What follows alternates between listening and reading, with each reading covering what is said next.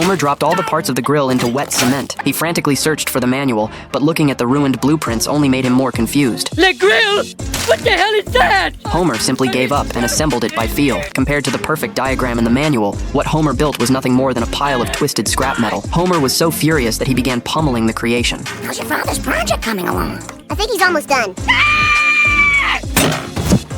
A strange woman suddenly arrived at his door, right where that heap of ruins Homer had spitefully discarded sat. While Homer was feeling utterly frustrated, the woman introduced herself as Astrid, a gallery owner. She even wanted to take his work to be displayed in her gallery. Homer froze on the spot. He felt this pile of scrap metal was a disgrace and couldn't help giving it a kick. However, Astrid explained at great length that she considered the heap a rare artistic masterpiece. Baffled and quickly convinced, Homer excitedly announced the good news to Marge. An artist? On the day of the gallery exhibition, Homer's grill ruins were placed front and center. To his surprise, Mr. Burns bought Homer's work on the spot. Overnight, Homer became an artist. In the basement, he deliberately had Bart and Lisa heckle and mock him nearby, creating art through the power of pure rage and hammering. He even showed off his fans at Moe's Tavern, and as he left, Moe only asked for one of his sketches. Can I pay with a drawing? Yeah, nice try there, 12-step. Astrid suddenly arrived to inform Homer that she was hosting a solo art show for him. Homer was so smug that he bragged in front of Marge, leaving her deeply unhappy.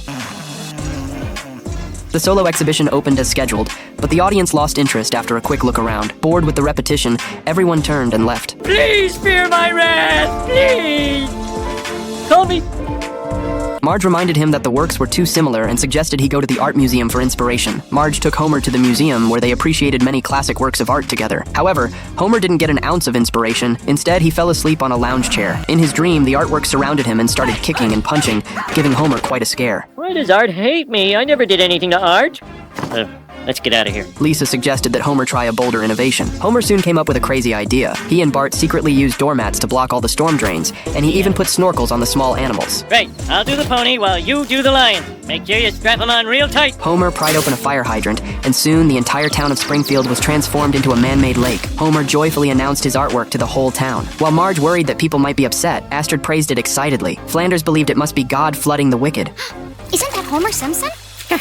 Looks like heaven's easier to get into than Arizona State. To everyone's surprise, people actually fell in love with the man-made lake. Bart and Lisa fed the animals wearing snorkels. Marge stood on the roof sketching the water, and Homer put his arm around Marge's shoulder, looking perfectly happy.